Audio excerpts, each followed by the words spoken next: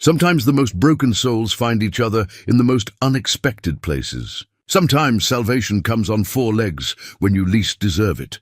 Bo Redding had been running from his past for 15 years in the Colorado mountains. This grizzled man with silver beard and weathered hands lived alone, checking trap lines and avoiding people.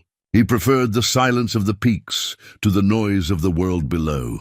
That October evening on Eagle's Spine Ridge changed everything. Bo heard desperate whimpers echoing through the pine trees. He found a half-starved shepherd dog caught in thorns, shaking but fierce. The animal's eyes held something that made Bo's chest tighten. Recognition, like the dog knew him. Bo freed the creature, expecting nothing more than a few days of company. He had no idea this dog would lead him to a buried cabin with his name carved in the doorframe and memories that weren't his own. Before we jump back in, tell us where you're tuning in from, and if this story touches you, make sure you're subscribed because tomorrow I've saved something extra special for you.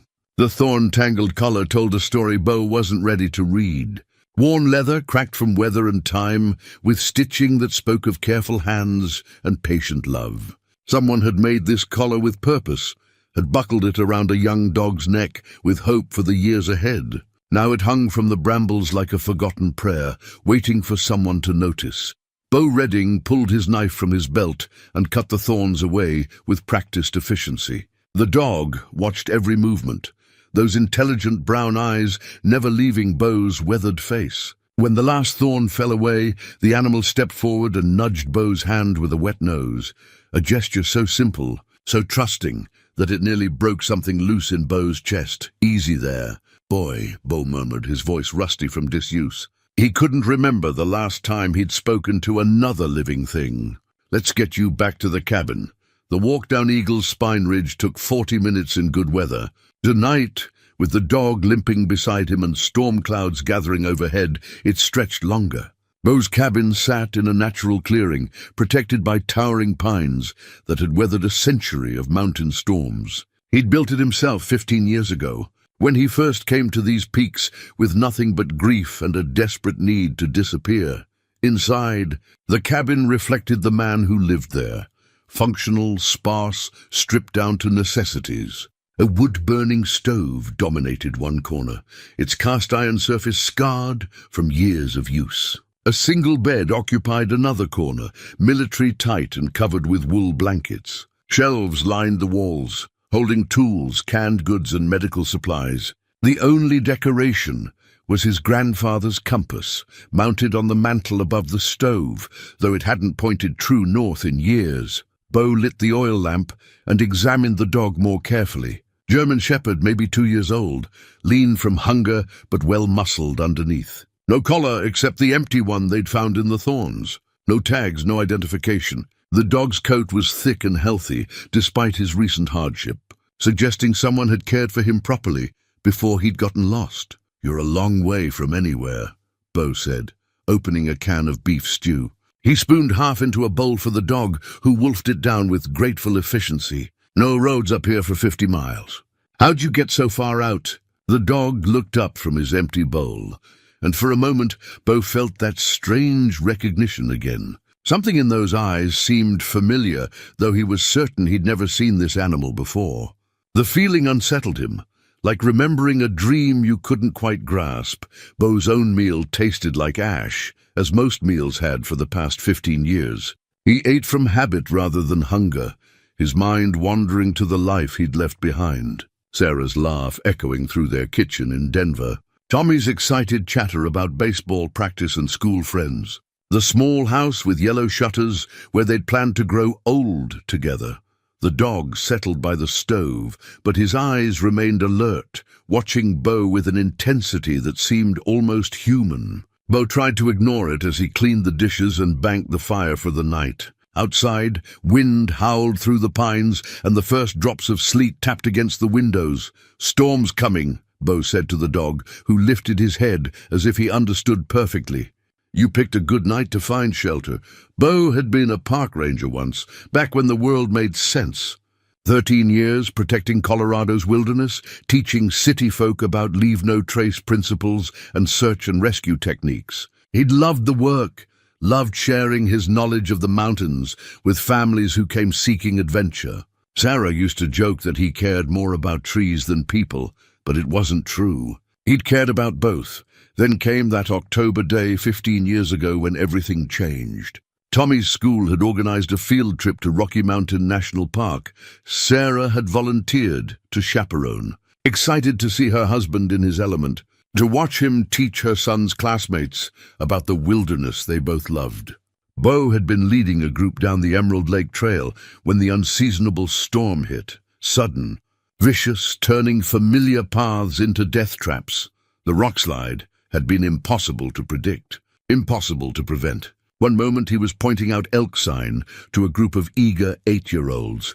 The next he was digging through rubble with his bare hands, screaming their names until his voice gave out. They'd found Sarah and Tommy together, Sarah's arms wrapped protectively around their son. Both had died instantly, the coroner said later.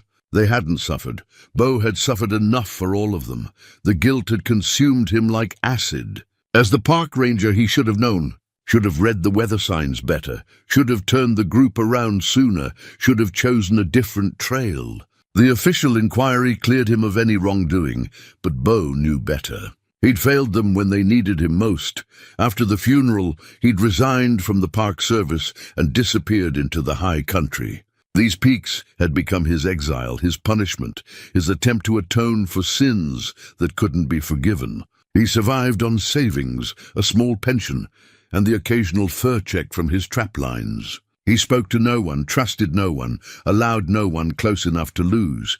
Until tonight. The dog had finished his meal, and now lay by the fire. But his eyes remained fixed on Bo.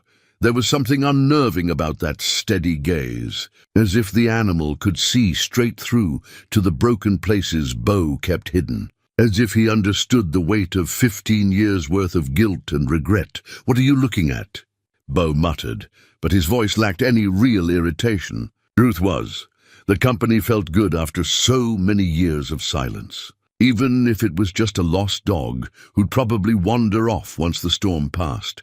The wind picked up outside, rattling the cabin's windows and sending pine needles skittering across the roof. Bo checked the stove one more time, making sure the damper was set properly for the night. The dog watched every movement, and when Bo finally settled into his chair with a cup of coffee, the animal rose and padded over to lie at his feet. "Making yourself at home, aren't you?" Bo said, but he didn't push the dog away. The warmth felt good against his legs, and the quiet presence filled some emptiness he hadn't realized was there. He'd call the dog Ridge, Bo decided, after the place where they'd found each other, where his solitary life had suddenly become something different. Ridge seemed to approve of the name, his tail thumping once against the floor before settling into sleep. Bo sat in his chair long into the night, listening to the storm rage outside and the dog's steady breathing at his feet. For the first time in 15 years, the cabin didn't feel quite so empty. For the first time since Sarah and Tommy died, Bo Redding wasn't completely alone. The grandfather's compass caught the lamplight from the mantel, its brass surface gleaming. The needle sat motionless, pointing nowhere, broken like everything else from his old life. But tonight, with Ridge sleeping peacefully beside him, Bo almost thought he saw it twitch. Just slightly, as if trying to remember which way was home. The wedding ring had been lost for 15 years, buried somewhere in the rubble of that terrible day. Bo had searched for it in the weeks after the funeral, combing through the rockslide debris until his fingers bled and park officials forced him to stop. Sarah's ring, a simple gold band with tiny diamonds that caught the light, when she gestured with her hands, had vanished along with everything else that mattered. Now it lay gleaming in a small wooden box, hidden beneath loose floorboards, as if it had been waiting for him to find it. The morning had started like any other. Bo woke before dawn to Ridge's insistent whining, though the dog wasn't asking to go outside. Instead, he paced by the door with an agitation Bo had never seen before. His ears pricked forward and his body tense with alertness. "What's got into you, boy?" Bo asked. But Ridge only whined louder and scratched at the door. The storm had passed in the night, leaving the world crystalline and sharp under a brittle blue sky. Fresh snow dusted the peaks, and the air carried that particular silence that comes after mountain weather, clean and expectant. As if the earth itself was holding its breath, Bo followed Ridge outside, expecting the dog to relieve himself and settle down. Instead, Ridge trotted purposefully toward the northern slope, looking back every few steps to make sure Bo was following. His behavior was so unlike the calm, grateful animal of the night before that Bo found himself reaching for the rifle he kept mounted by the door. "Ridge, come back here," Bo called, but the dog had already disappeared into the tree line. Bo cursed under his breath and followed, his boots crunching through the thin layer of snow. The northern slope was tricky terrain, even in good weather, loose shale hidden under seemingly solid ground, ready to shift underfoot and send a man tumbling into the ravine below. He'd lost a good pair of boots to that slope 2 winters back and had no desire to lose anything more valuable. Ridge waited at the edge of a small clearing, his body rigid with concentration.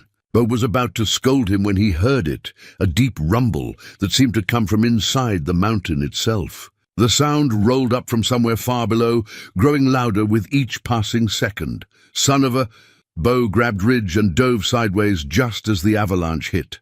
The wall of snow and debris thundered past them, obliterating the path they'd been walking moments before. Trees snapped like matchsticks, boulders the size of automobiles tumbled past, and the air filled with a roar that drowned out thought itself. Bo pressed himself against a granite outcropping, shielding Ridge with his body as the mountain remade itself around them. When the rumbling finally stopped, Bo's ears rang with silence. Where there had been a gentle slope moments before, now there was only a raw scar of exposed rock and churned earth. The avalanche had carved a new path down the mountainside, taking out everything in its way. "How did you know?" Bo whispered to Ridge, who looked up at him with those 2 intelligent eyes. "How did you know it was coming?" Dogs could sense earthquakes, Bo told himself. They had better hearing than humans, could detect subtle changes in air pressure. There had to be a logical explanation for why Ridge had led him away from danger just in time. Had to be. But as they picked their way back toward the cabin, Bo couldn't shake the feeling that Ridge had saved his life deliberately. The dog stayed close, checking on Bo every few steps, as if making sure his human was unharmed. It was protective behavior that seemed almost human in its concern. The rockfall came 3 hours later. Bo was checking his trapline on the eastern ridge when Ridge suddenly planted himself in front of Bo's path, refusing to budge. The dog's hackles were raised, and he stared fixedly at the cliff face above them. Bo followed his gaze, but saw nothing except solid granite and a few scraggly pines clinging to the rocks. "Move, Ridge," Bo said impatiently. "There's nothing there," Ridge growled, the first aggressive sound Bo had heard from him. The dog backed up, trying to push Bo away from the cliff with his body. Bo was about to step around him when the rocks started falling. First came the small stones, pinging off the larger boulders like hail. Then came the bigger pieces, crashing down with enough force to shatter bones. Finally, a chunk of granite the size of a refrigerator broke loose and smashed into the exact spot where Bo had been standing moments before. "Jesus," Bo breathed, staring at the destruction. Without Ridge's warning, he would have been crushed. No question about it. The dog was already moving again, trotting back toward the cabin with an air of satisfied purpose. Bo followed on unsteady legs, his mind reeling with questions he couldn't answer. 2 incidents in one day was beyond coincidence. Ridge was warning him about dangers before they happened, displaying an awareness that defied every natural law Bo understood. Back at the cabin, Bo needed to think. He poured himself 3 fingers of whiskey and sat in his chair, staring at Ridge, who had settled by the fire as if nothing unusual had happened. The dog's calm demeanor only made the whole situation more unsettling. "What are you?" Bo asked aloud. "Where did you come from?" Ridge tilted his head, but offered no answers. Bo had lived in these mountains long enough to know their moods, their rhythms, their dangers. He could read weather patterns in cloud formations, predict rock slides from the sound of shifting scree. But he'd never encountered anything like this, an animal that seemed to possess knowledge beyond the natural world. The whiskey burned his throat, but it didn't touch the cold fear growing in his chest. Fear mixed with something else, something he didn't want to name. Hope. For 15 years, he'd lived with the crushing weight of failure, the knowledge that he'd failed to protect the people who mattered most. Now this strange dog was protecting him, keeping him safe from dangers he couldn't see coming. Maybe he was losing his mind. Maybe the isolation had finally driven him over the edge, and he was imagining supernatural abilities in a perfectly ordinary dog. Maybe, but the avalanche had been real. The rockfall had been real, and Ridge's warnings had saved his life both times. Bo finished his whiskey and decided to search the cabin, looking for anything that might explain the dog's presence. He'd lived here for 15 years, knew every board and nail in the structure. But tonight, driven by whiskey and desperation, he looked deeper. That's when he found the loose floorboards. Hidden beneath them was a small wooden box, old and weathered but perfectly preserved. Bo's hands shook as he lifted the lid, and his heart stopped when he saw what lay inside. Sarah's wedding ring glinted in the lamplight, exactly as beautiful as the day he'd slipped it onto her finger. Beside it lay other small treasures he recognized. Her favorite earrings, a locket with Tommy's baby picture, a pressed flower from their honeymoon in Aspen, things that had been lost in the rock slide, things he'd grieved for almost as much as he'd grieved for his family. But how had they gotten here? This cabin had been built years after their deaths, on land he'd never shared with them.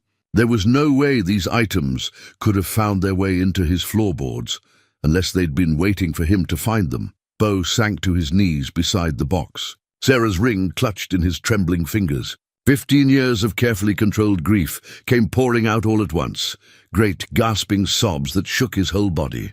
He cried for Sarah's laugh and Tommy's smile, for Sunday mornings and Christmas dinners and all the ordinary moments that had made up their life together. He cried for the future they'd never have, for the grandchildren he'd never meet, for the love that had been ripped away too soon.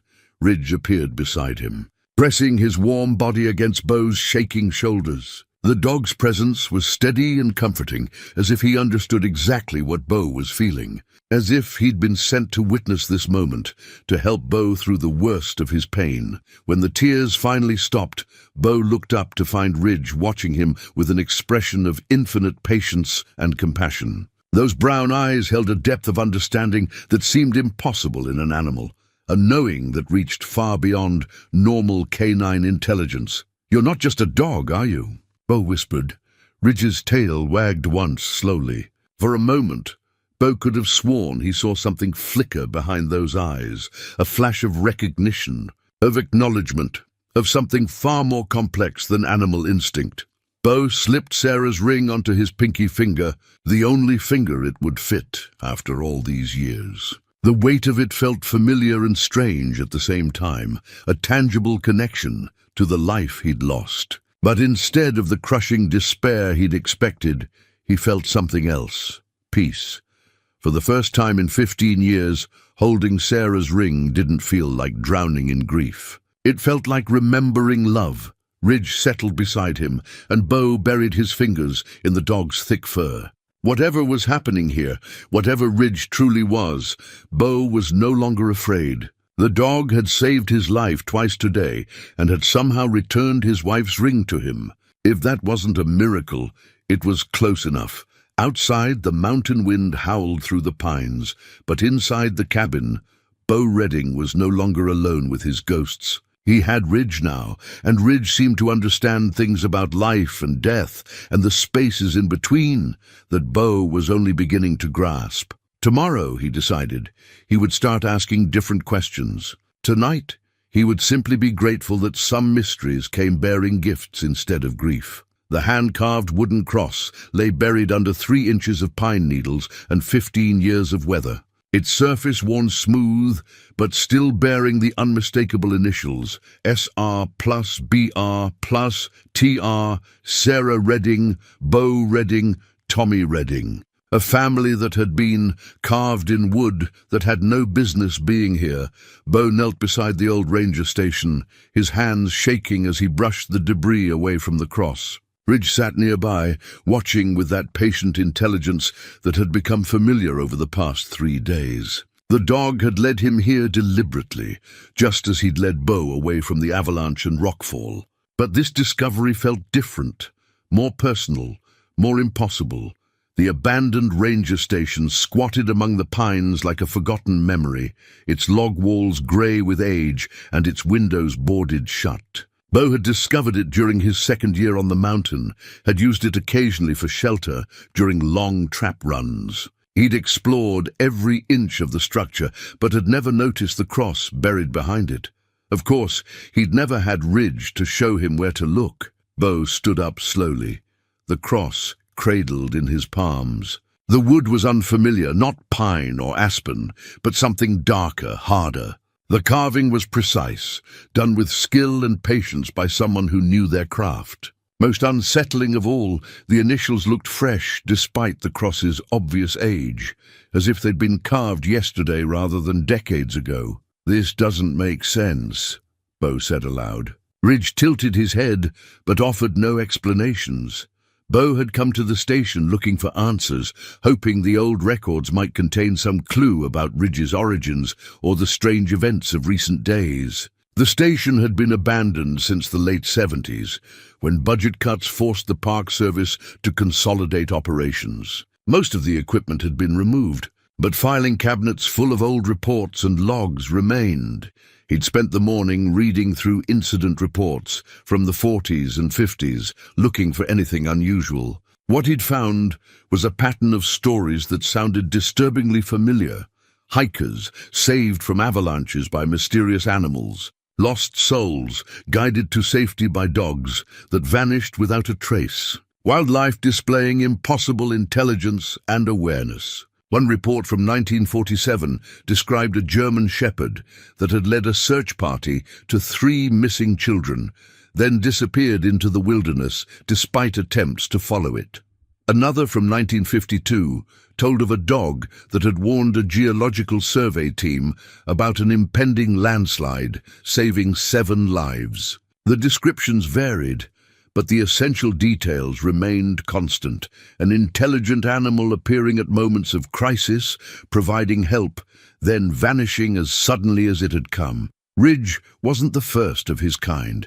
He was part of something larger, something that had been happening in these mountains for decades. The old radio equipment still worked, surprisingly. Bo had managed to raise old Pete Kowalski, a retired ranger who'd spent 40 years in these mountains before arthritis forced him down to the valley. Pete's voice crackled through the static, warm with surprise and concern. "Bo Redding, Jesus, son, I haven't heard from you in 5 years. Thought you might have finally gone completely native up there." "Still breathing, Pete. I need to ask you something, and I need you to give me a straight answer." "Shoot." Bo hesitated, unsure how to phrase the question without sounding insane. "You ever encounter anything unusual up here? Animals acting strange, things that didn't quite add up?" The silence stretched long enough that Bo wondered if the connection had been lost. Finally, Pete's voice came through, quieter than before. "What kind of unusual are we talking about, Bo?" "Dogs. Shepherds, specifically, appearing when people are in trouble, then disappearing." Another long pause. When Pete spoke again, his voice carried a weight that hadn't been there before. "There's things folks don't talk about, Bo. Things that happen up in the high country that don't make sense to people living down in the valley. I learned a long time ago that some questions are better left unasked. I'm asking anyway." Pete sighed, the sound harsh through the radio static. "I saw one once, back in '73, during that late blizzard that caught everyone by surprise. I was leading a rescue team looking for some college kids who'd gotten lost on the Continental Divide. We'd been searching for 2 days, running out of time and hope. What happened? Dog showed up out of nowhere, big German shepherd just like you're describing, led us straight to where the kids were holed up in a snow cave, half frozen but alive. When we tried to follow the dog afterward, it just vanished." "Yeah, poof," gone like smoke. Bo stared at Ridge, who was listening to the conversation with obvious interest. Did you ever figure out where it came from? Spent years trying. Asked the old-timers, the Ute elders who knew these mountains before we ever showed up. They had stories, Bo. Stories about spirit guides and guardian animals, souls that stayed behind to help the living. Most folks would call it superstition. What would you call it? I'd call it something I don't understand but learn to respect. These mountains are old, Bo. Older than our science, older than our need to explain everything. Sometimes you just have to accept that some things exist beyond our understanding. The radio crackled, and Pete's voice became urgent. Bo, why are you asking about this? You encounter something up there? Bo looked at Ridge, who was watching him with those two intelligent eyes. Yeah, Pete, I think I did. Be careful, son. Whatever you're dealing with, it chose you for a reason. Don't take that lightly. The radio connection faded into static, leaving Bo alone with his thoughts and the wooden cross that shouldn't exist. He walked back to where Ridge waited, the dog's presence somehow more significant now that he understood the pattern. Ridge wasn't unique. He was part of a tradition, a guardian force that had been protecting people in these mountains for generations. But why Bo? What made him special enough to deserve supernatural intervention? The answer, he suspected, lay in the cross. Someone had carved his family's initials into this wood, had buried it behind the ranger station where only Ridge would know to find it. Someone who knew about Sarah and Tommy, who understood the depth of Bo's grief and guilt. As they walked back toward the cabin, Ridge leading the way with confident steps, Bo felt the first stirrings of something he hadn't experienced in 15 years. Purpose. For the first time since the rockslide, he had questions that mattered, mysteries that demanded solving. The isolation that had been his punishment was beginning to feel like preparation instead. The mountain wind whispered through the pines, carrying scents of snow and pine resin and something else, something that reminded Bo of Sunday mornings and Christmas trees and his son's laughter echoing through a house that no longer existed. For just a moment, walking behind his impossible guardian, Bo Redding almost felt like he was heading home. Ridge paused at the top of a rise and looked back, waiting for Bo to catch up. In the afternoon light, the dog's eyes held depths that seemed to stretch beyond sight, as if they reflected not just the sky above, but something infinitely larger, something that had been watching over these mountains long before Bo arrived and would continue watching long after he was gone. Bo touched the cross in his pocket, feeling the smooth wood and precise carving that connected him to mysteries he was only beginning to understand. Tomorrow, he would start asking different questions. Tonight, he would simply follow where Ridge led, trusting in guidance that came from places beyond human understanding. The path ahead wound through shadow and sunlight, familiar territory made strange by new knowledge. Bo had walked these trails alone for 15 years, but now he realized he'd never truly been alone at all. Something had been watching, waiting, preparing for the moment when he'd be ready to see beyond his own grief. That moment, it seemed, had finally arrived. The faded photograph should not have existed. Bo stared at the image with growing disbelief, his hands trembling as he held it up to the cave's dim light. 3 faces looked back at him from across impossible decades. A man with his exact features, a woman who could have been Sarah's twin, and a boy who bore an uncanny resemblance to Tommy. But the clothing was wrong, the hairstyles decades out of date, and the date stamped on the back read October 1947, 28 years before Bo was even born. Ridge had led him to the cave system that morning, following a route Bo had never noticed despite 15 years of exploring these mountains. The entrance was hidden behind a curtain of hanging vines, invisible unless you knew exactly where to look. Inside, the caves stretched deeper than seemed possible, their walls smooth and worn by countless years of underground water flow. The photograph had been waiting on a natural stone shelf, as if someone had placed it there specifically for Bo to find. Beside it lay other items that made no sense. A compass identical to his grandfather's, a pocket knife with initials that matched his own, a child's wooden toy that could have belonged to Tommy. "This isn't possible," Bo whispered, but Ridge only watched him with those patient, knowing eyes. For the past week, Ridge's behavior had become increasingly purposeful. The dog no longer simply accompanied Bo on his daily routines, he guided them, leading Bo to specific locations with an agenda that seemed to stretch beyond mere companionship. Each destination revealed something impossible, something that challenged Bo's understanding of reality itself. Yesterday, Ridge had led him to a grove of aspen trees where the bark bore carved initials, BR plus SR, surrounded by a heart. The carving was old, weathered by decades of seasons, but Bo had never been to that grove before meeting Sarah. He'd never carved their initials anywhere except in his memory. The day before, Ridge had guided him to a hidden meadow where wildflowers grew in an impossible pattern, Sarah's favorite blooms arranged in perfect rows, as if someone had planted a garden and tended it for years. But the meadow was miles from any trail, accessible only through terrain so rough that Bo could barely imagine anyone hauling soil and seeds to such a remote location. Now, this photograph, showing faces that belonged to his family but couldn't be his family. The implications made his head spin and his chest tighten with something between fear and hope. Ridge padded deeper into the cave, looking back expectantly. Bo followed, clutching the photograph and fighting the urge to turn and run. Whatever answers waited in the darkness ahead. He wasn't sure he was ready to face them. The cave opened into a larger chamber, its ceiling lost in shadow above. More artifacts waited here, dozens of them scattered across stone shelves and natural alcoves, like a museum of impossible memories. Bo recognized many of the items.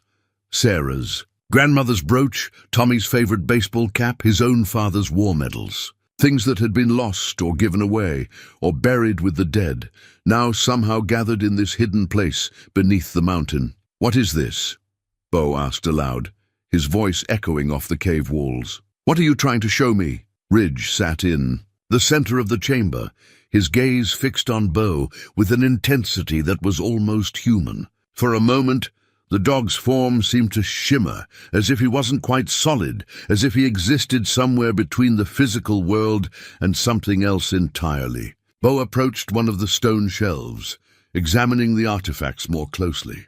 Each item carried emotional weight, memories that struck him like physical blows. Sarah's engagement ring, not the wedding band he'd found in his cabin, but the elaborate diamond solitaire she'd worn before the ceremony. Tommy's first tooth, carefully preserved in a small glass vial. A love letter Bo had written to Sarah during their courtship, folded and refolded until the paper was soft as cloth. None of these things should have been here. Some had been buried with his family, others lost to time and distance. Yet here they were, arranged with care and precision, as if someone had been collecting pieces of his life for decades.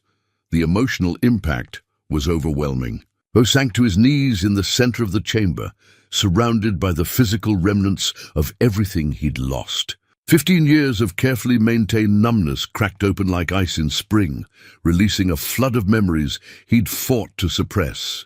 Sarah laughing at his terrible jokes, Tommy's excited chatter about his latest adventure, Sunday mornings in bed, reading newspapers and planning their future, Halloween costumes and birthday parties and quiet evenings when they were simply content to exist in each other's presence. The grief was still there, sharp and immediate as ever. But underneath it, Bo felt something else stirring, a warmth he'd thought was gone forever. Love. Not the desperate, clinging love of someone trying to hold on to the past, but the steady, enduring love of someone who had been truly blessed. Ridge moved closer, pressing his warm body against Bo's side.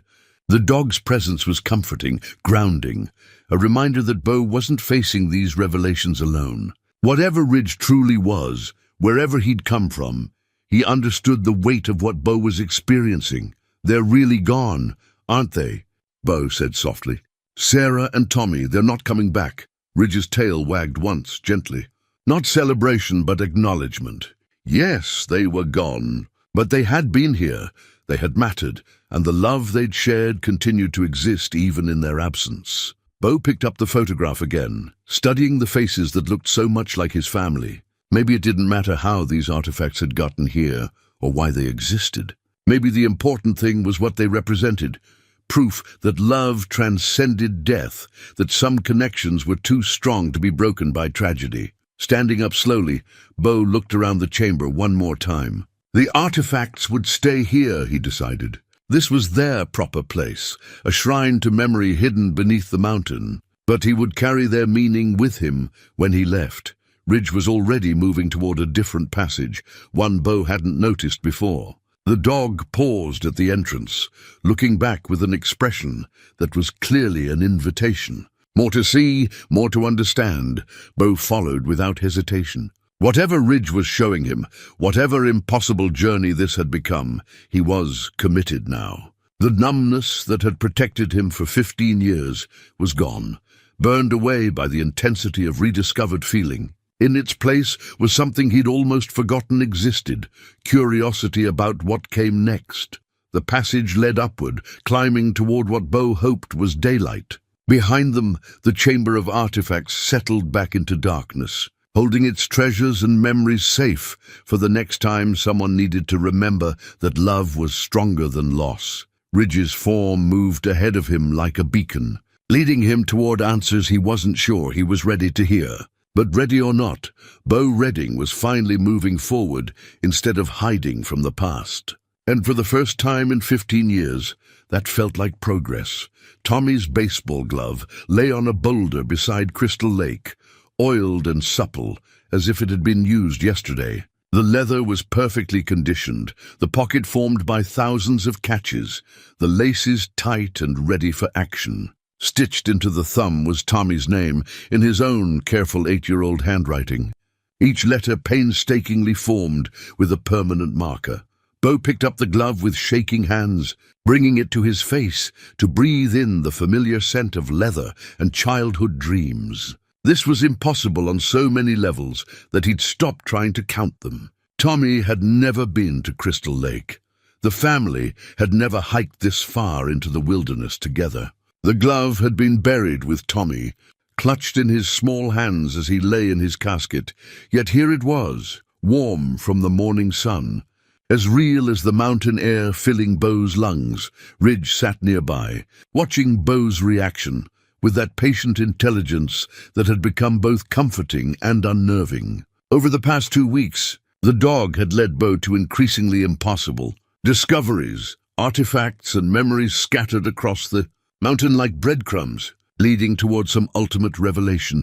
Crystal Lake reflected the morning sky like polished glass, its surface broken only by the occasional rise of a trout seeking insects. Bo had been coming to this lake for years, finding peace in its isolation and beauty. He'd never noticed the boulder before, though he was certain he'd explored every inch of the shoreline. "How is this happening?" Bo asked aloud, clutching the glove to his chest. "How are these things getting here?" Ridge tilted his head but offered no answers. The dog's silence had become another constant, as if he understood Bo's questions perfectly, but knew the answers had to come from somewhere else. Bo slipped his hand into the glove, feeling how perfectly it fit despite being sized for a child. For a moment he could almost hear Tommy's voice calling from across their backyard in Denver, asking Bo to play catch before dinner. The memory was so vivid it made his chest ache with longing. Tommy had loved baseball with the pure passion that only 8-year-olds could muster. He'd played Little League 3 seasons, pitched for the Tigers, and dreamed of making it to the major leagues someday. His room had been decorated with posters of Colorado Rockies players, and he'd fallen asleep each night listening to games on his transistor radio. The night before the school trip that changed everything, Tommy had made Bo promise they'd practice his curveball when they got home. Bo had agreed, ruffling his son's hair and promising they'd work on it all weekend. It was a promise he'd never been able to keep. Bo closed his eyes and let the memories flow, not the terrible final day, but the thousands of good days that had come before. Teaching Tommy to throw a fastball, cheering from the bleachers as his son connected with his first home run, the proud grin on Tommy's face when he'd successfully caught a pop fly that would have been impossible just months before. The grief was still there, sharp and immediate, but wrapped around it was something else. Gratitude for the time they'd had, appreciation for a love that had been real and meaningful even if it had been cut short. Tommy had existed, had mattered, had brought joy to the world during his brief time in it. Ridge stood and moved to the edge of the lake, his reflection wavering in the gentle current. The dog's patience seemed infinite, as if he had all the time in the world to wait for Bo to process what he was experiencing. "You're not really a dog, are you?" Bo said, though he already knew the answer. "You're something else." Someone else. Ridge's tail wagged once, a gentle acknowledgement. In the morning light, his form seemed less solid somehow, as if he existed in multiple dimensions simultaneously. Bo had the unsettling sense that he was seeing only part of Ridge's true nature, that the dog form was simply the shape his mind could accept. Bo walked to the lake's edge, still holding Tommy's glove. The water was crystal clear, revealing the rocky bottom and the schools of small fish that darted between the stones. For the first time in 15 years, looking at this perfect natural beauty didn't fill him with guilt for being able to appreciate it while his family could not. Instead, he felt something that might have been peace. Tommy would have loved this place, would have spent hours trying to catch the fish with his bare hands, while Sarah laughed at his determination. The thought brought sadness, but it was a clean sadness, uncomplicated by self-recrimination. "I miss them," Bo said to Ridge. "Every day, I miss them so much it feels like drowning." Ridge padded over and pressed against Bo's leg, offering wordless comfort. The dog's warmth was real and immediate, a reminder that Bo wasn't completely alone, even in his grief. They stayed by the lake for most of the morning, Bo lost in memories while Ridge kept patient watch. The sun climbed higher, warming the air and bringing the mountain alive with birdsong and the rustle of small creatures in the underbrush. It was the kind of perfect day that Sarah and Tommy would have treasured, full of simple beauty and peaceful silence. When they finally headed back toward the cabin, Bo carried Tommy's glove with him. Unlike the other artifacts, this one felt like it was meant to come home. He could display it on his mantle, a reminder not just of loss, but of love. A tangible connection to the son who had brought such joy to his life. The walk back took them through terrain that seemed both familiar and strange. Ridge led the way along paths Bo was certain he'd never seen before, yet every turn felt like coming home. The dog moved with absolute confidence, as if he'd traveled these routes countless times. As they crested the final ridge before the cabin, Bo paused to look back at the landscape they'd covered. From this height, he could see Crystal Lake glinting in the distance, the cave system where he'd found the photograph, the grove where their initials had been carved into aspen bark, all of it connected by trails that seemed to exist specifically for his journey. "You've been planning this for a long time, haven't you?" Bo said to Ridge. "All of it. The avalanche warning, finding Sarah's ring, leading me to these places. You've been trying to heal something in me." Ridge looked up at him with those infinite brown eyes, and for just a moment, Bo saw something flicker behind them. Not just animal intelligence, but something deeper, recognition, love. The patient understanding of someone who had been waiting a very long time for Bo to be ready for this journey. The cabin came into view as they rounded the last bend, solid and welcoming in the afternoon light. Home. For the first time since building it, the word felt right. Not a hiding place or a punishment, but simply home. Bo fingered Tommy's glove as they approached the door, feeling the worn leather and remembering his son's excitement about the game. Tomorrow he might even play catch with Ridge, tossing a tennis ball and pretending for a few minutes that time had folded back on itself. Tonight, though, he would simply be grateful for the memories and the mysterious guide who had helped him find them again. The ancient medicine pouch felt warm against Bo's palm, its leather soft as velvet, despite what had to be centuries of age. Inside, herbs and stones clicked together with a sound like distant chimes, and when Bo opened the drawstring, the scent that emerged was both foreign and familiar, sage and sweetgrass, cedar and something else he couldn't identify, but that made his chest tighten with inexplicable emotion. Ridge had found it buried beneath a cairn of stones on what old Pete later told him was sacred Ute ground, a place where the mountain spirits were said to dwell. The medicine pouch seemed to pulse with its own energy, responding to Bo's touch in ways that defied rational explanation. The Ute called this place Spirit's Rest. Pete's voice crackled through the radio that evening. Said it was where souls came to find their way home. Your grandfather knew about it, spent time with the tribal elders back in the 30s, learned some of their ways. Bo fingered the pouch which rested on his kitchen table like a bridge between worlds. You never mentioned that before. Wasn't my story to tell, and you weren't ready to hear it. Your grandfather was a seeker, Bo, not content with just the surface of things. He understood that these mountains held more than timber and wildlife. Outside, a storm was building. Not the natural weather patterns Bo had learned to read over 15 years, but something wilder, more primal. Lightning flickered without thunder, and the wind carried sounds that didn't quite match any animal he knew. Ridge paced by the windows, his agitation growing with each flash of unnatural light. The medicine pouch chose you, Pete continued. That's how it works with the old things. They wait until the right person comes along, someone who needs what they have to offer. What do they offer? Understanding, connection, the ability to see beyond the veil that separates the living from the dead. Bo's hand stilled on the pouch. You're talking about ghosts. I'm talking about love that doesn't end with death, son. About bonds that are stronger than the grave. The Ute understood that some spirits stay behind not because they're trapped, but because they have work to finish. The storm intensified, and Ridge's whining became urgent. The dog moved to the door, then back to Bo, then to the door again. His message was clear. They needed to leave the cabin, and they needed to leave now. Bo had learned to trust Ridge's warnings. He grabbed his coat and followed the dog into the night, the medicine pouch clutched in his hand. The storm swirled around them, but instead of the cold mountain wind he expected, the air felt warm and electric, charged with possibilities. Ridge led him through the darkness with supernatural confidence, following paths that seemed to exist only for this moment.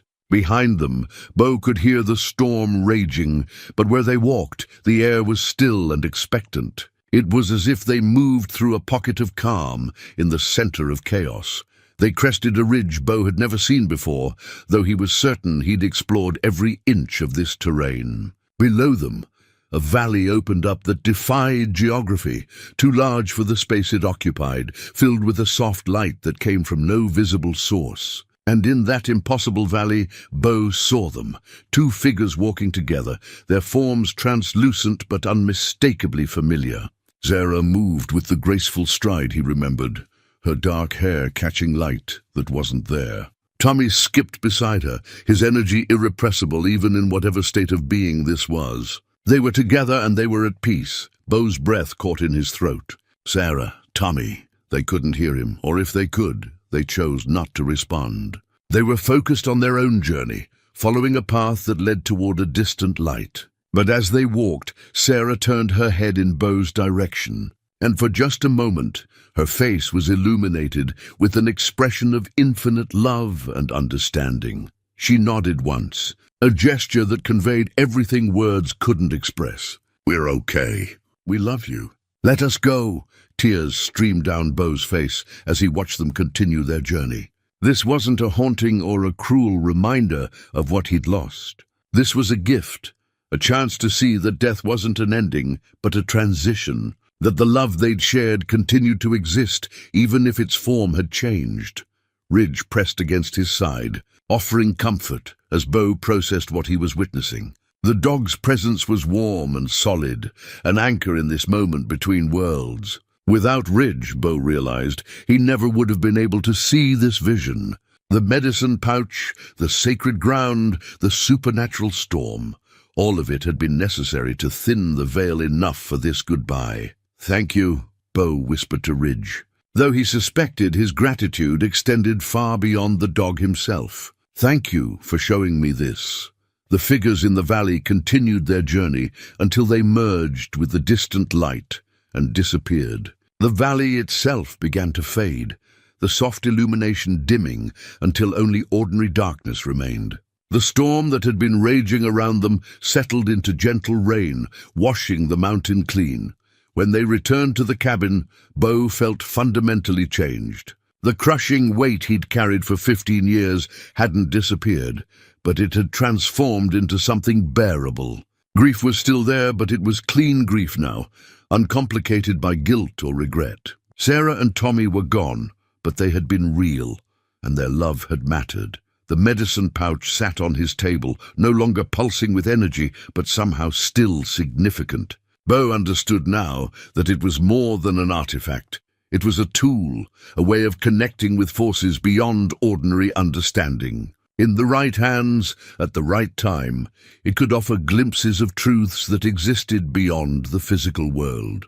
Over the following days, Bo found himself using his newfound clarity in unexpected ways. When a group of lost hikers wandered into his territory, half frozen and disoriented, Ridge led him to them with unerring precision. Bo guided them to safety, sharing his shelter and supplies without thought of reward. When a rock slide trapped a young climber on the southern face, Ridge's supernatural awareness allowed them to reach the victim in time. Bo used skills he'd thought were lost forever, rappelling down treacherous terrain to perform a rescue that would have been impossible without Ridge's guidance. Each time he helped someone, Bo felt a piece of his old self returning. Not the broken man who had fled to the mountains, but the person he'd been before the tragedy, someone who found purpose in protecting others, in using his knowledge of the wilderness to keep people safe. "I understand now," Bo said to Ridge one evening as they sat by the fire. "This is why you came to me. Not just to heal my grief, but to show me what I'm supposed to do with the rest of my life." Ridge's tail wagged once, slowly. The dog's eyes held depths that seemed to encompass centuries, as if he'd been waiting a very long time for Bo to reach this understanding. There was approval in that gaze, and something that might have been pride. The medicine pouch rested on the mantel. Beside Tommy's baseball glove and Sarah's wedding ring, artifacts of a journey that had transformed a broken hermit into something approaching a whole man again. Bo wasn't ready for civilization yet, might never be ready for the noise and complications of the world below. But he was ready to be useful again, ready to find purpose in service to others.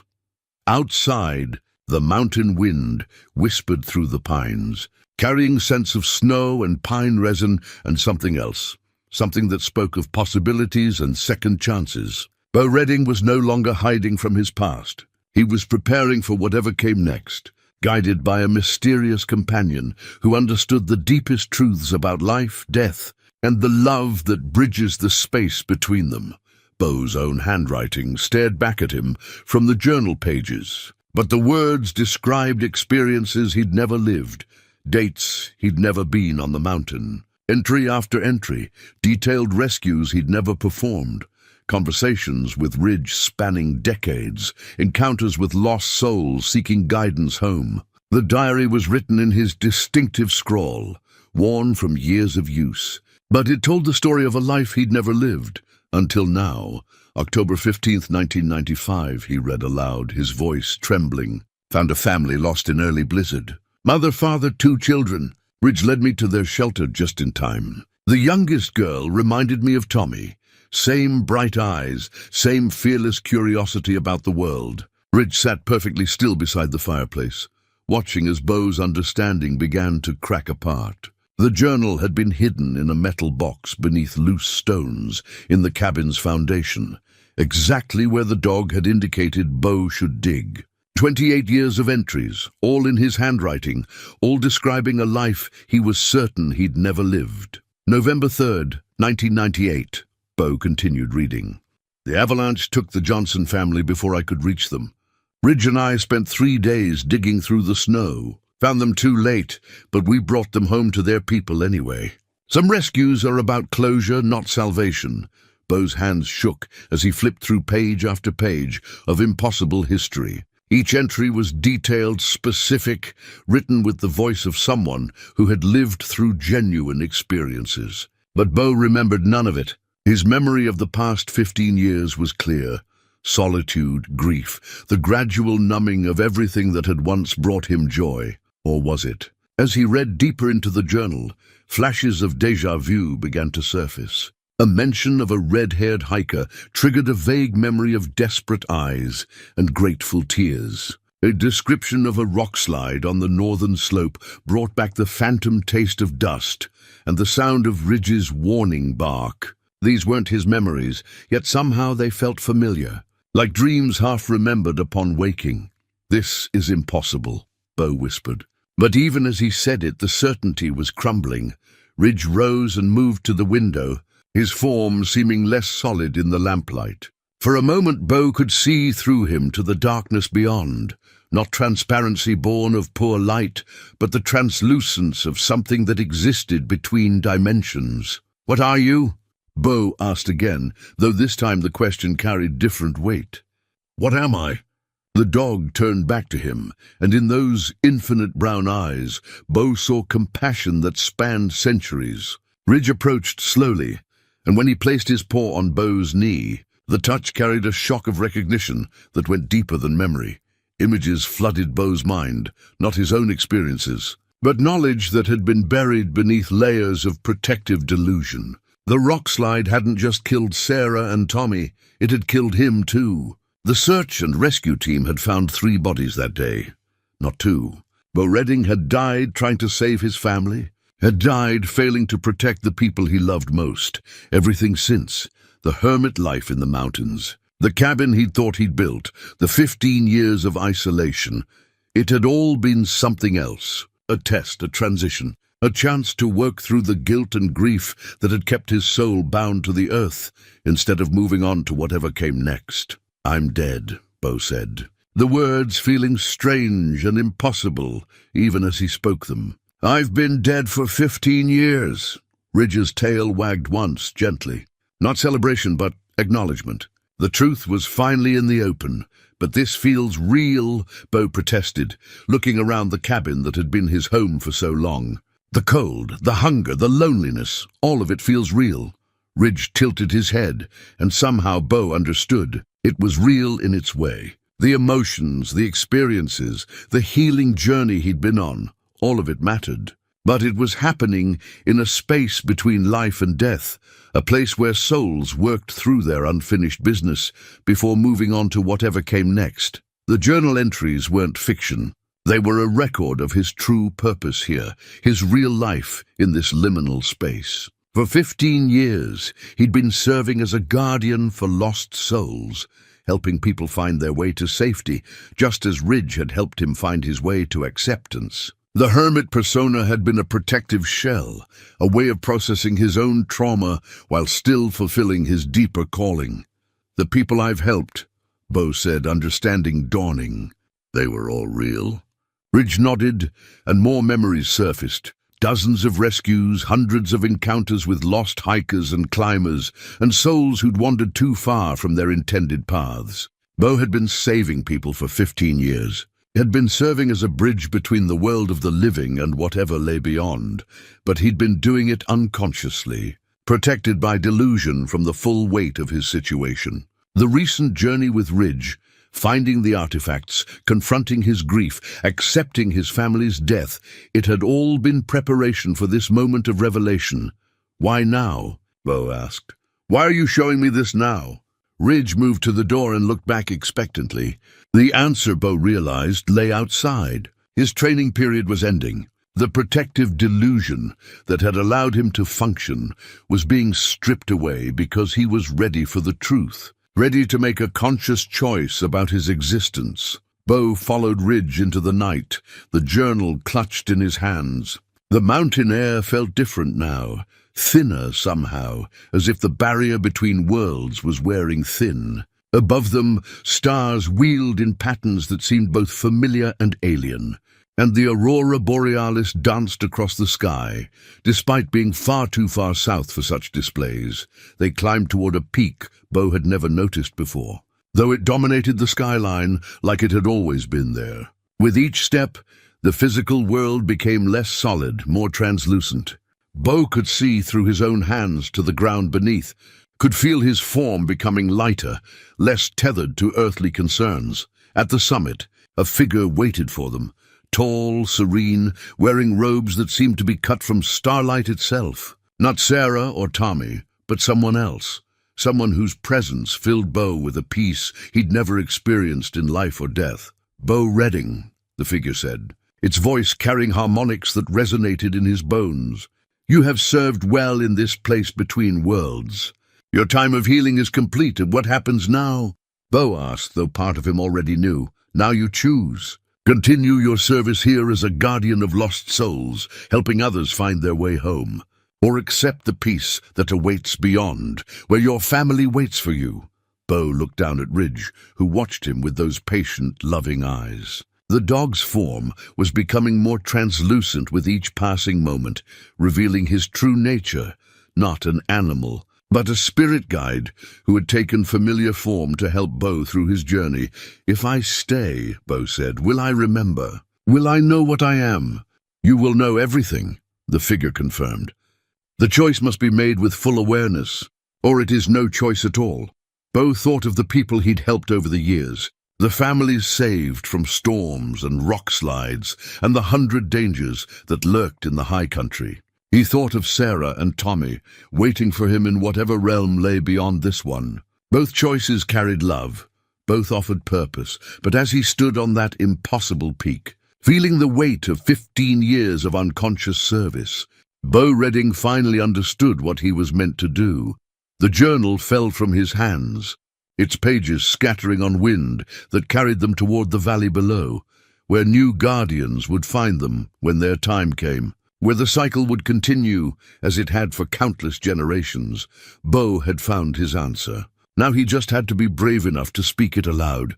The buried cabin door lay half-exposed beneath centuries of fallen pine needles and mountain debris, its weathered wood bearing the deep-carved letters that spelled out his name, Bo Redding.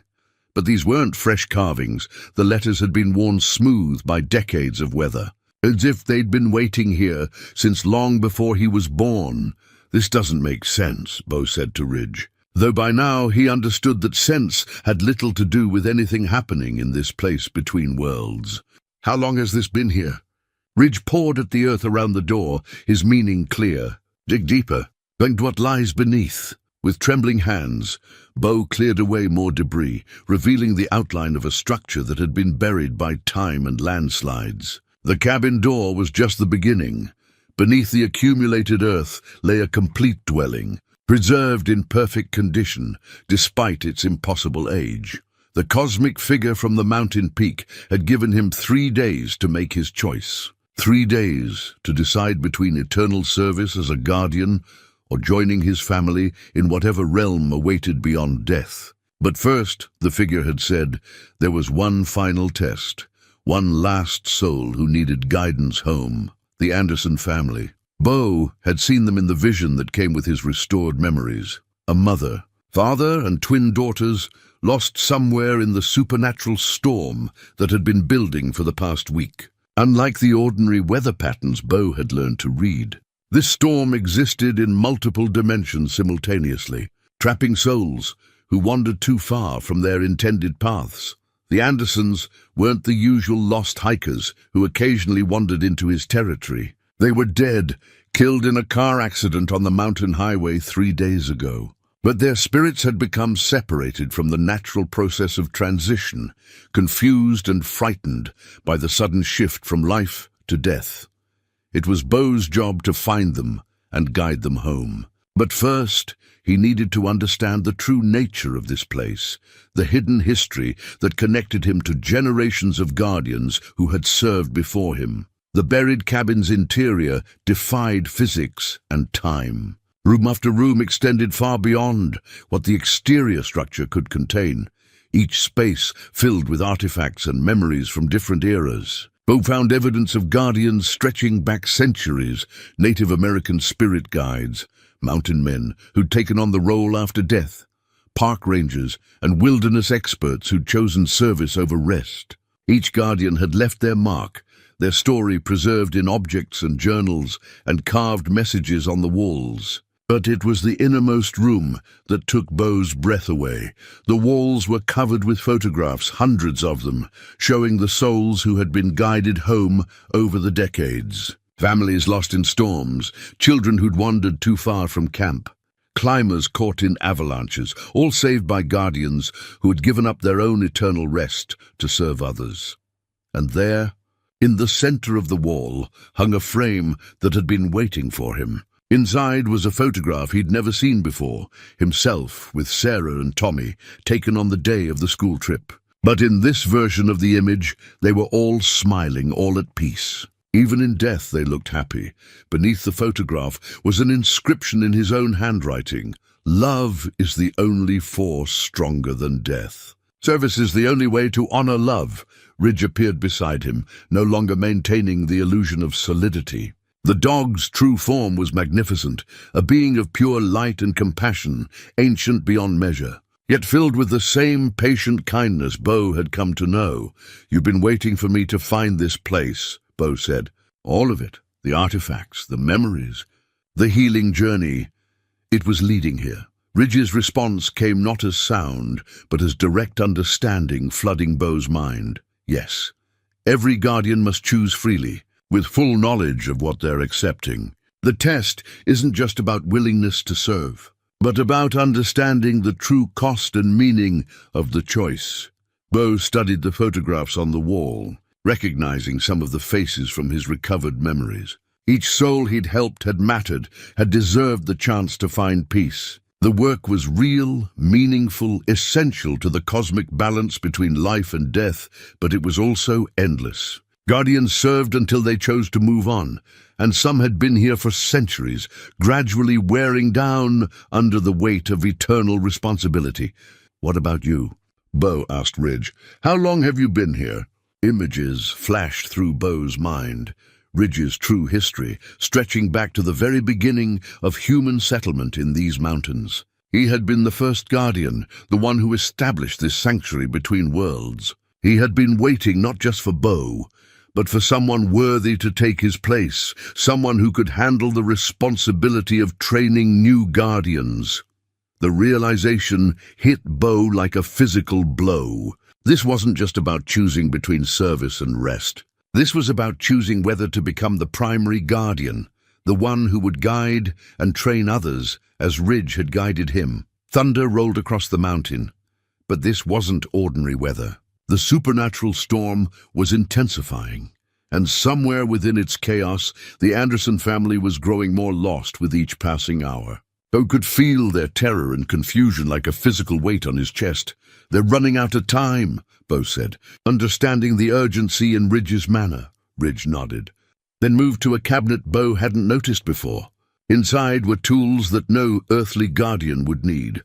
A compass that pointed toward lost souls instead of magnetic north, a rope that could bridge dimensions, a lantern that illuminated spiritual rather than physical darkness. Bo picked up each tool, feeling their power resonate with something deep inside his being. This was his inheritance as a guardian, the means by which he could fulfill his purpose. But using them would be an irrevocable commitment to the path Ridge was offering. "The choice has to be made freely," Bo said, more to himself than to Ridge. "But if I don't choose now, if I don't go after them tonight, the Andersons will be lost forever." Ridge's expression conveyed infinite patience, but Bo could sense the urgency beneath it. Every moment of hesitation meant the Anderson family drifted further from salvation, deeper into the spiritual wilderness where even guardians couldn't reach them. Bo thought of Sarah and Tommy, waiting for him in whatever realm lay beyond this one. He thought of the peace that beckoned, the rest he'd earned through 15 years of unconscious service. He thought of holding his son again, of Sarah's laugh, of the simple joy of being together. Then he thought of the Anderson family, 2 little girls who would never see their next birthday, parents who would never watch their children grow up. He thought of all the souls who would become lost in the years to come, all the families who would need guidance through the dark passages between life and death. The supernatural storm raged louder outside the buried cabin, and Bo could feel the Anderson family's desperation growing. Time was running out, not just for them, but for his choice. Soon the cosmic forces at work would make the decision for him, and he would lose the chance to choose his own path. Bo strapped the guardian tools to his belt and moved toward the cabin door. Ridge followed, his form brightening with approval. Whether Bo had made his final choice or simply responded to immediate need, they would discover together. Outside, the storm transformed the familiar mountain landscape into something alien and threatening. Lightning crackled between dimensions, and the aurora borealis writhed across the sky like living things. This was the crucible where souls were tested, where the boundary between worlds grew thin enough for the lost to find their way home or to become trapped forever in the spaces between. Bo looked back at the buried cabin one last time, seeing it now as both sanctuary and prison, refuge and responsibility. Whatever choice he made tonight would echo through eternity. But first, he had to save the Anderson family. The rest could wait until after the work was done. Sarah's locket hung from a twisted pine branch, swaying gently in the supernatural wind that howled through dimensions. Bo's breath caught as he recognized it, the silver heart she'd worn every day of their marriage, engraved with their wedding date. But when he opened it, the photographs inside weren't just of their family. The images shifted and changed, showing different families across time, all the souls he would help if he chose the Guardian's path. The locket was warm to the touch, pulsing with energy that seemed to synchronize with his heartbeat. This was more than an artifact, it was a promise, a glimpse of the purpose that awaited if he committed himself fully to the work Ridge had been doing for centuries. "Sarah," Bo whispered, holding the locket against his chest. For a moment, he could swear he felt her presence, her approval, her understanding that love sometimes meant choosing service over reunion. The supernatural storm raged around them with increasing fury. Lightning crackled between worlds, illuminating glimpses of other dimensions where lost souls wandered in confusion. The Anderson family was out there somewhere, growing more frightened with each passing moment as they struggled to understand what had happened to them. Ridge materialized beside him, his form shifting between the familiar dog shape and something far more magnificent. Wings of pure light, eyes that held the wisdom of ages, a presence that commanded both awe and comfort. In his true form, Ridge was beautiful beyond description, a being of such power and compassion that Bo felt humbled just witnessing it. "Show me where they are," Bo said, clipping the locket to his belt beside the other Guardian tools. Ridge's response came as images flooding. Bo's mind, a family of 4 huddled beneath an overturned car on a stretch of highway that existed in multiple dimensions simultaneously. They had died in the crash, but didn't understand their new state. Clinging to the familiar even as reality shifted around them, the mother, Patricia Anderson, held her twin daughters close, trying to shield them from wind that cut through their forms like knives. The father, Michael, stood guard over his family with desperate futility, unable to protect them from dangers he couldn't comprehend. They were trapped in a loop of their final moments, replaying the accident over and over, unable to accept the truth of their situation. Each repetition pulled them deeper into the spiritual wilderness, further from the path that would lead them home. Bo had perhaps an hour before they would be lost beyond all hope of rescue. The Guardian's compass spun wildly in his hand before finally settling on a direction that led directly into the heart of the storm.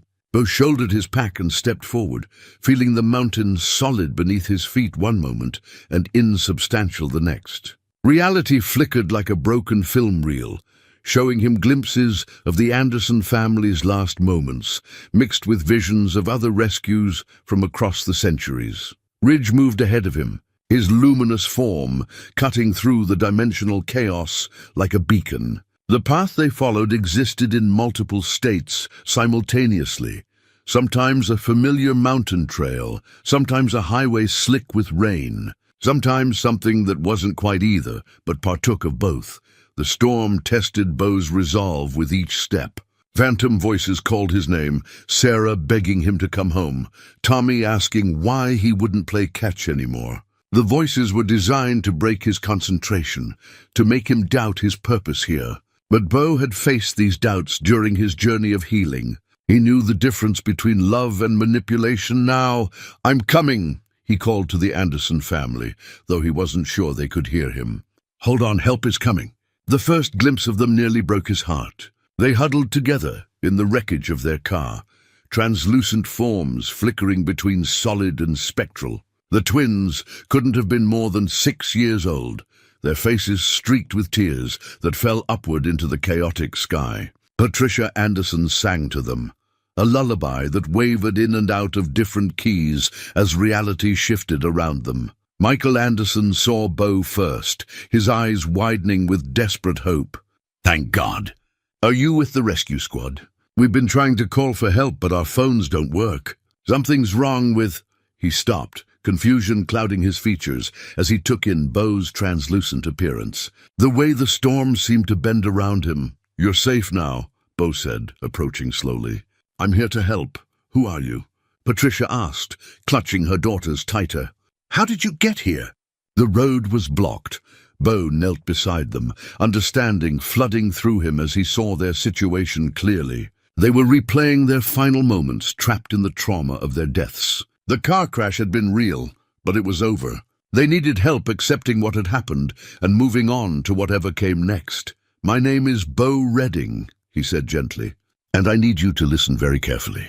You were in an accident, a bad one, but you're safe now, all of you. The girls," Michael said, his voice breaking. "Are they hurt?" "They were in their car seats when the truck hit us. I tried to swerve, but there wasn't time. They're not hurt," Beau assured him. "None of you are hurt anymore." Ridge appeared beside them, his form shifting back to the familiar dog shape that would be less frightening for the children. The twins' eyes brightened immediately. Even in death, children recognized kindness when they saw it. "Doggy," one of them exclaimed, reaching out with translucent fingers. Ridge moved closer, allowing her to pet his luminous fur, and for a moment her form became more solid, more real. Beau understood what was happening. Contact with Ridge was helping them stabilize, giving them strength to face the truth. But they still needed to accept their deaths consciously, to choose the path forward, rather than remaining trapped in their final moments. "Patricia," Beau said, meeting the mother's frightened gaze, "I need you to think carefully. What's the last thing you remember before you found yourselves here?" Her face crumpled as the memories surfaced. "We were driving home from Emma's piano recital. It was raining and the roads were slick. That truck came around the curve too fast, crossed into our lane. Michael tried to avoid it, but there wasn't time," Beau finished gently. "The impact was immediate. You didn't suffer. Are you saying Michael's voice caught. "That we're dead?" Beau nodded, his heart breaking for them. "I'm sorry. But that's not the end of your story. It's just the beginning of a different one." The storm intensified around them, as if responding to their growing understanding. Lightning split the sky, and through the cracks, Beau could see glimpses of something beautiful, a realm of light and peace, where other souls moved with purpose and joy. "I don't understand," Patricia whispered. "If we're dead, why are we still here? Why can we still think and feel?" "Because love doesn't end with death," Beau explained, the words coming from knowledge he'd gained during his own journey. "The love you have for each other, for your daughters, that's keeping you together, helping you transition. But you have to choose to move forward." Ridge moved between the family members, his presence calming their fears and strengthening their forms. Through their connection to him, they began to see beyond the accident, beyond the trauma that had trapped them. "Where do we go?" one of the twins asked, her voice small but curious rather than frightened. Beau smiled, pointing toward the cracks of light in the storm clouds. "Home! To a place where families are never separated, where love is the only thing that matters." But even as he spoke, Beau felt the weight of his own choice pressing down on him. To guide them fully to that realm of light, he would have to make his own decision. Stay as guardian, or follow them into whatever lay beyond. The Anderson family looked to him with trust and hope, waiting for him to lead them home. And Bo Redding finally understood that some choices could only be made in the crucible of serving others. The golden key materialized in Bo's palm as the Anderson family began to understand their situation. Its metal warm with otherworldly energy. This was the final tool, the most important one, the key that could open doorways between the realm of the lost and the realm of eternal peace. But using it required a guardian to make the ultimate sacrifice, to choose eternal service over personal rest. "I can see something," Patricia Anderson whispered, her eyes fixed on the cracks of light that had begun to appear in the storm clouds above them. "There's someone there waiting for us." Bo followed her gaze and saw them too, figures of pure light standing at the threshold between worlds. Patricia's mother, who had died 5 years earlier. Michael's father, lost to cancer the previous winter. And behind them, countless other souls who had crossed over before, all waiting to welcome the Anderson family home. "Grandma?" one of the twins whispered, her translucent form brightening with recognition and joy, but the doorway remained closed, blocked by the family's lingering attachment to their earthly existence. They could see their destination, but couldn't reach it without help. That's where the golden key came in, and where Bo's choice would finally be made. Ridge appeared beside him in his magnificent true form, wings of light spread wide against the storm. When he spoke, his voice resonated with the authority of centuries spent in service. "The key opens the door," Ridge explained, his words reaching not just Bo, but the Anderson family as well. "But the one who uses it must remain behind to ensure safe passage. The guardian becomes the anchor between worlds." Bo understood. Using the golden key would save the Anderson family, would guide them safely to the realm where their loved ones waited. But it would also bind him permanently to his role as guardian, ending any possibility of joining Sarah and Tommy in the afterlife.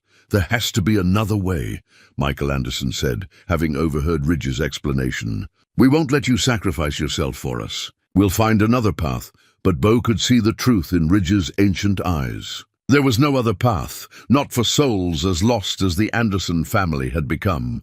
They had been trapped too long, had sunk too deep into the spiritual wilderness. Without the key, they would fade away completely, lost forever in the spaces between worlds. "It's not a sacrifice," Bo said, the words feeling true as he spoke them. "It's a choice, and it's mine to make." He thought of Sarah and Tommy, of the peace that awaited him beyond the veil. The longing for reunion was still there, sharp and immediate. But stronger than that, longing was something else. The understanding that love meant more than personal happiness. Love meant service, protection, putting others' needs before your own. Sarah would understand. She had always understood that his deepest calling was to help people, to use his knowledge of the wilderness to keep others safe. Tommy would be proud of his father for choosing to help other children, other families who needed guidance home. The golden key grew warmer in Bo's hand, responding to his growing resolve. Around them, the supernatural storm began to calm, as if sensing that the moment of decision had arrived. "Bo," Ridge said quietly, "are you certain? Once the key is used, there is no going back. You will become what I have been, guardian, guide, protector of lost souls. The work is endless, the responsibility eternal." Bo looked at the Anderson family, at the two little girls who reminded him so much of Tommy with their bright curiosity and resilience. He thought of all the other families who would become lost in the years to come, all the souls who would need guidance through the dark passages between life and death. "I'm certain," Bo said, and meant it completely.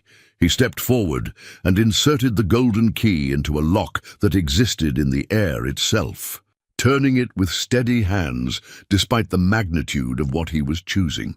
The doorway blazed open, revealing a realm of such beauty and peace that even looking at it brought tears to his eyes. The Anderson family's forms became solid and radiant as the doorway opened for them. Patricia and Michael took their daughters' hands, all of them glowing with the joy of homecoming. The figures of light on the other side reached out in welcome, family reunited, love eternal and unbroken. "Thank you," Patricia said to Bo, her voice filled with gratitude that seemed to encompass lifetimes. "We'll never forget what you've done for us." "Remember to look out for each other," Bo replied. "That's all that matters in any world." The Anderson family stepped through the doorway together, moving toward their waiting loved ones with steps that grew lighter with each moment. As they crossed the threshold, their forms became pure light, indistinguishable from the realm that welcomed them home. But the doorway remained open, held stable by Bo's choice and the power of the golden key. Through it, he could see other figures moving in the distance, Sarah and Tommy among them, watching with expressions of infinite love and understanding. Sarah stepped closer to the threshold, close enough that Bo could see her smile, could feel the warmth of her approval. She placed her hand against the barrier between worlds, and for a moment, Bo felt her touch against his own palm. "I'm proud of you," she said, her voice carrying across dimensions. "This is who you were always meant to be." Tommy appeared beside her, grinning with the boundless enthusiasm Bo remembered so well. "Dad, you're going to help so many people. That's so cool." The sight of them filled Bo with a peace he'd never experienced, even in life. They were happy, they were together, and they understood his choice. The guilt that had driven him to these mountains was finally completely gone, replaced by purpose and certainty. "I love you both," Bo called across the divide. "Always, always," Sarah replied, and then she and Tommy stepped back into the light, knowing that their love would endure even across the separation. The doorway began to close as the Anderson family completed their journey, the golden light fading until only ordinary storm clouds remained. But the key in Bo's hand had transformed, becoming a permanent part of him, a tool he would carry for as long as souls needed guidance home. Ridge approached, his magnificent form beginning to fade as his long service finally came to an end. "The mountains are yours now," he said, his voice filled with satisfaction and relief. "Use them well." "Wait," Bo called. But Ridge was already dissolving into light, becoming one with the eternal realm he had helped so many others reach. His final gift was a flood of knowledge, centuries of experience, techniques for finding lost souls, wisdom about the nature of death and transition. Bo stood alone on the mountain peak as the supernatural storm faded into ordinary weather. But he didn't feel alone. He could sense them out there, the souls who would need his help, the families who would require guidance through their darkest moments. His work was just beginning. The transformation was complete. Bo Redding was no longer a broken man hiding from his grief. He was a guardian, a bridge between worlds, a servant of love that transcended death itself, and for the first time since the rockslide that had ended his mortal life, Bo Redding was exactly where he belonged. The new compass rested in Bo's weathered hands, its brass surface gleaming with more than reflected sunlight. Where his grandfather's broken compass had once pointed uselessly at nothing, this guardian's compass moved with purpose and certainty, not toward magnetic north, but toward souls in need of guidance home. 3 months had passed since Ridge transferred his ancient responsibility to Bo. 3 months of learning to navigate his new existence as guardian of the mountain realm between worlds. The compass had appeared on his mantle the morning after his choice, alongside Tommy's baseball glove and Sarah's wedding ring, artifacts of his human life that now served as reminders of why his eternal service mattered. This morning, the compass needle pointed steadily northeast, toward Copper Canyon, where a young climber named David Chen had fallen to his death 2 days earlier. Like so many others, David's spirit had become confused in the transition, unable to accept his fate and move on to whatever waited beyond. He was Bo's responsibility now, another lost soul who needed guidance through the dark passages. Between life and death, Bo tucked the compass into his jacket and set out across terrain that had become both more familiar and more mysterious since his transformation. The mountains existed in multiple dimensions simultaneously now, showing him paths that had always been there but invisible to mortal eyes. Stone formations that had seemed solid revealed themselves as doorways. Alpine lakes reflected not just sky, but glimpses of other realms where souls found their final rest. The work was exactly what Ridge had promised: endless, challenging, essential. Each lost soul presented a unique puzzle.